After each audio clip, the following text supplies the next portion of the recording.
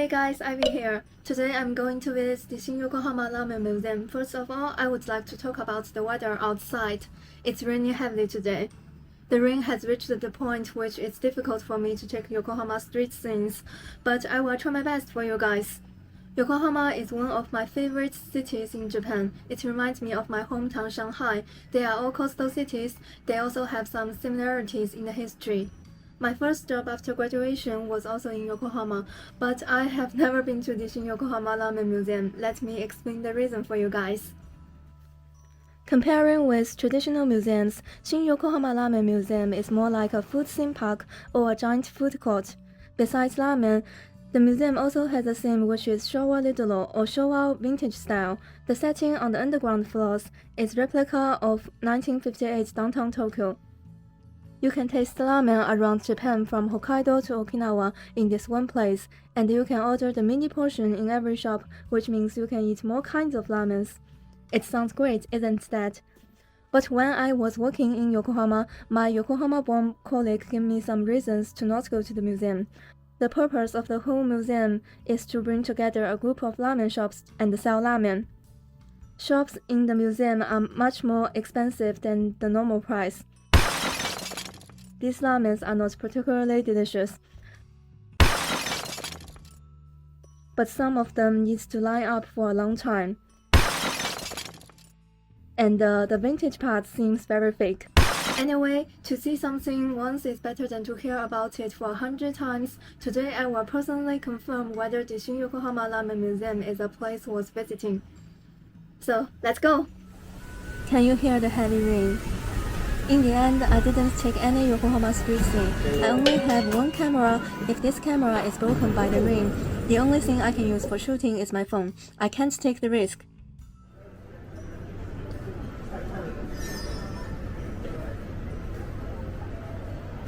This is the front desk, the exhibition area.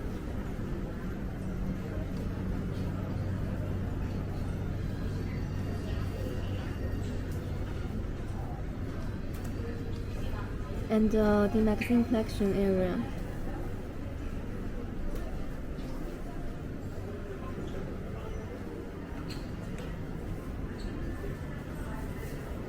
This is a replica of ramen stands in the Edo period. There is also a museum shop and an area to make your own ramen. What's behind me right now is a replica of Asakusa Raiken in 1940. It was created by Kanichi Ozaki in 1910 as the start of ramen shop in Japan. This is the part of original ramen around Japan.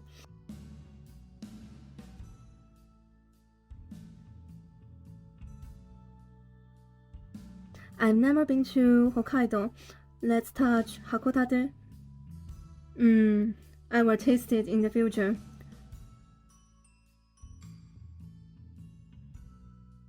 And Asahikawa. Oh, the broth seems fantastic.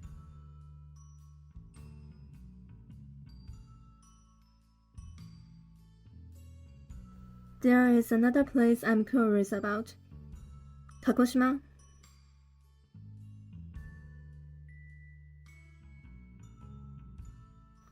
This part is the exhibition of ramen's history. Let's talk about the history of ramen. Ramen is a Japanese adaptation of Chinese wheat noodle soups and was first recorded to have appeared in Yokohama, Chinatown.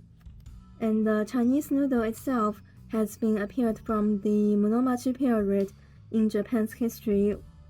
With its roots as a Chinese noodle dish, ramen spread to Japan and integrated with the local food culture. The difference with Japanese ramen and the Chinese noodles can be seen in the soup stock or dashi. This is a replica of ramen stands in Edo period. In Japanese, we call it yatai, which means house roof stands, because they were small and roofed, shaped like houses.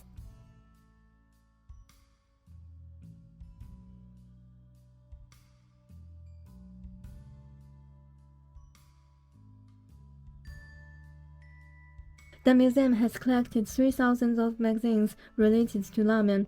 1,000 of them are displayed here. This is the museum shop, and the display cabinet here is about instant ramen around the world.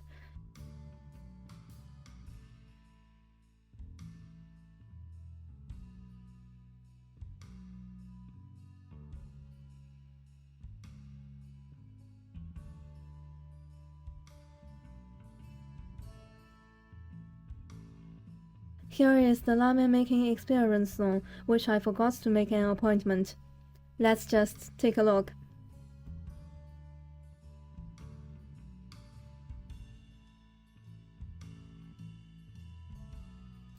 The ramen shops are on the first and the second underground floors. Let's go, I'm hungry.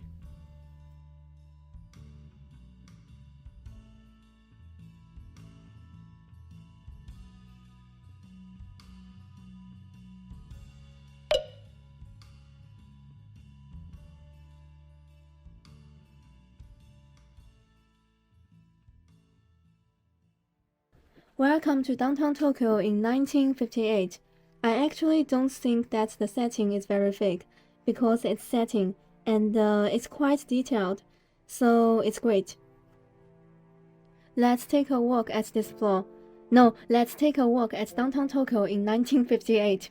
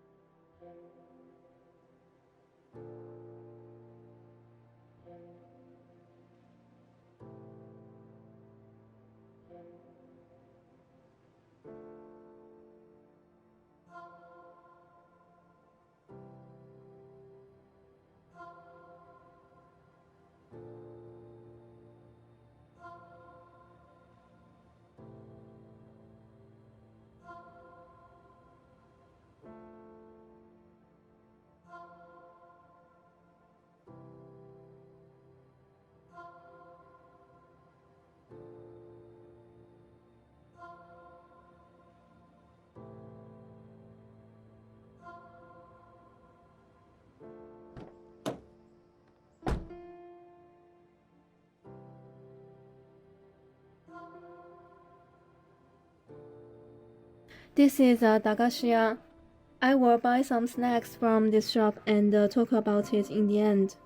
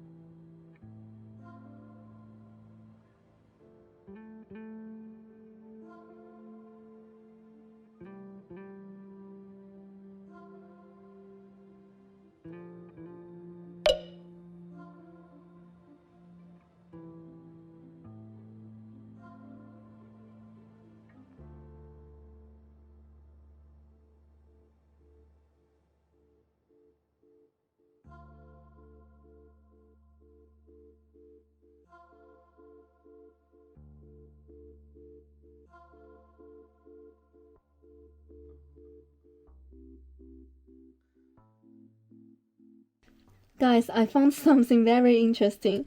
a house agent in 1958.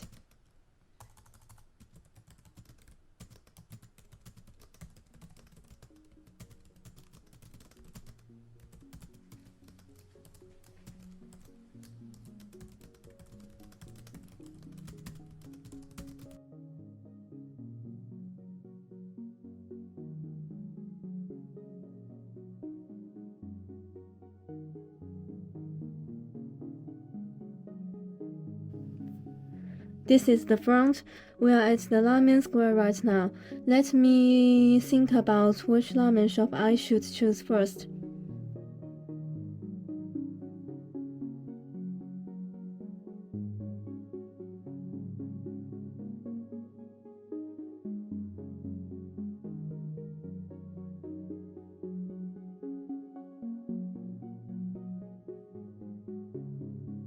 In 1985, a movie ticket cost only 117 yen. Now 117 yen is only enough to buy a bottle of drink at the convenience store.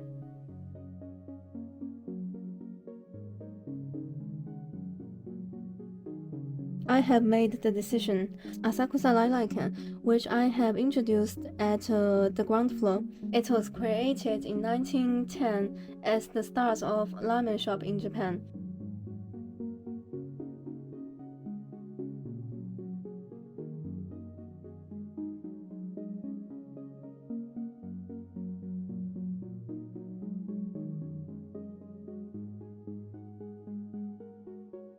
I ordered this roast pork fillet ramen in mini portion.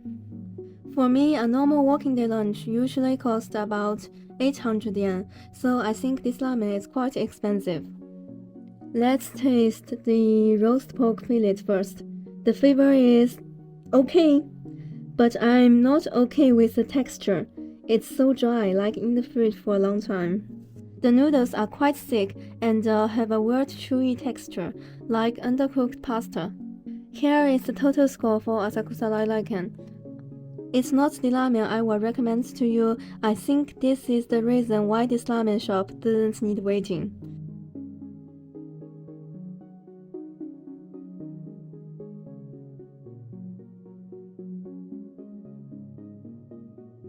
I decided to find a ramen shop with people lining up because I think it shows the quality of the food. My choice is this Komurasaki. It's a ramen shop from Kumamoto.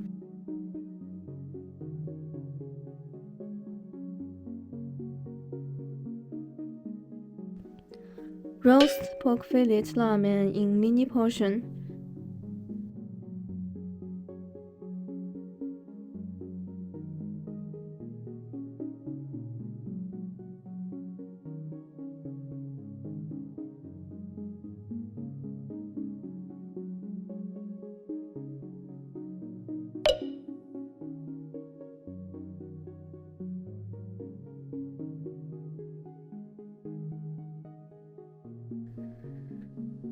The roast pork fillet is a lot better than the last drop. The noodles have a smooth texture. I can't feel any chewiness like the ramen I normally eat, but I can accept it as a new texture. The overall flavor is good. I like the soup stock.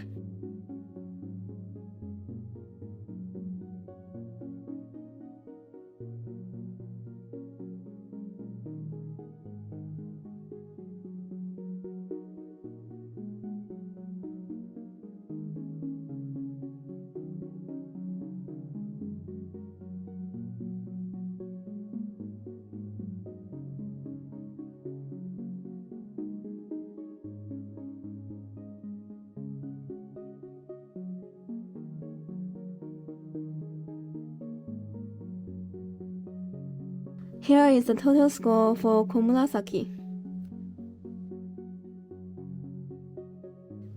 The last shop is New Shanghai Hometown. It's the shop has the most people lining up right now, and it's one of the most popular shops in the museum on the internet. Rich soup soy sauce roast pork fillet ramen in mini portion.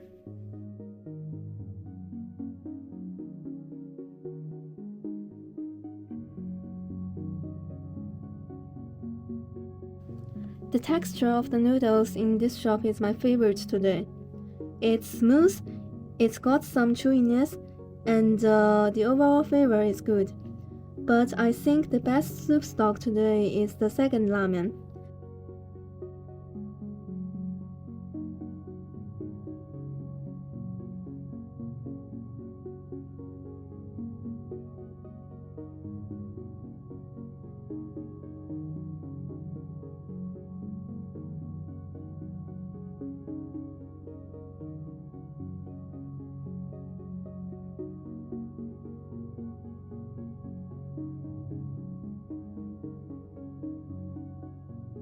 Here is the total score for Liu Shanghai Hongdian.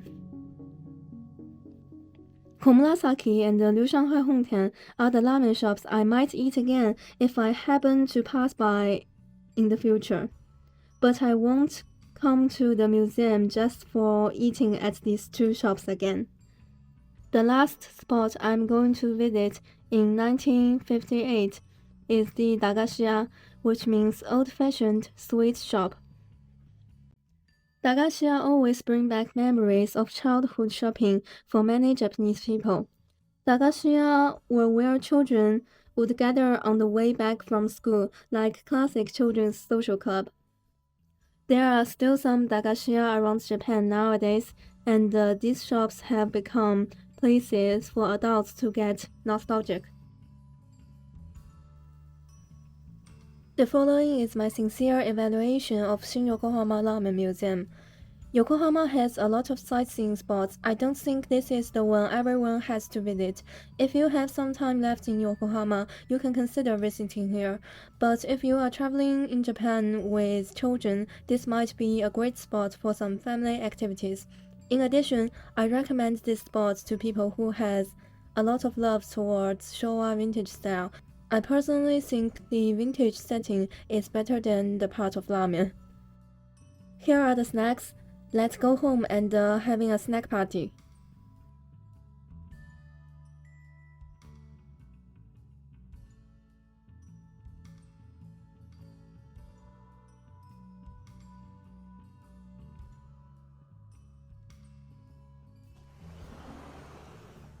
I'm home.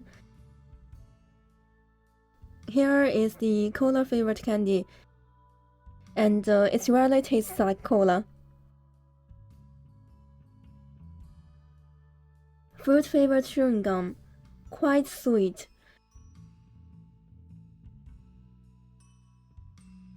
Candies which taste like effervescent tablets. Some affordable rings. Some affordable vintage photos. A bottle of cream soda.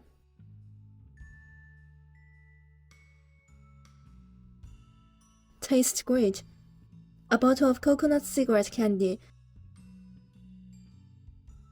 A kind of candy to satisfy children's dream, pretending to be adults.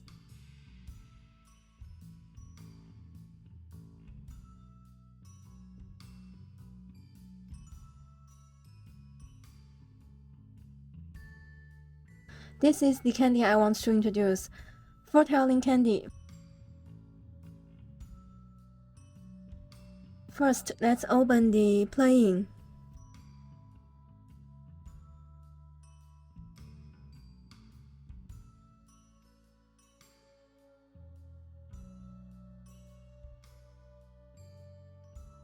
Triangle. That means no special luck. Let's open the shopping.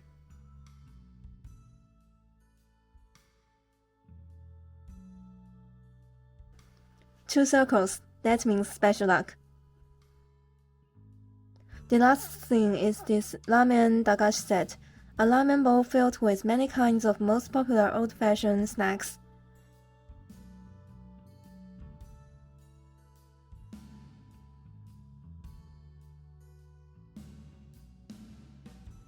Some snack instant noodles which are pre-cooked and ready to be eaten.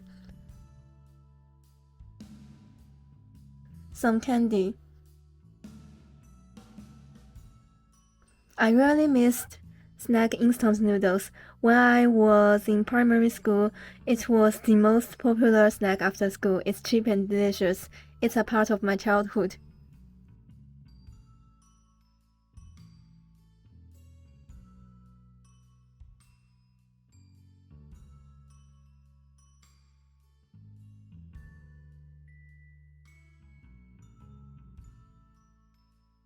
And this is the end of this video.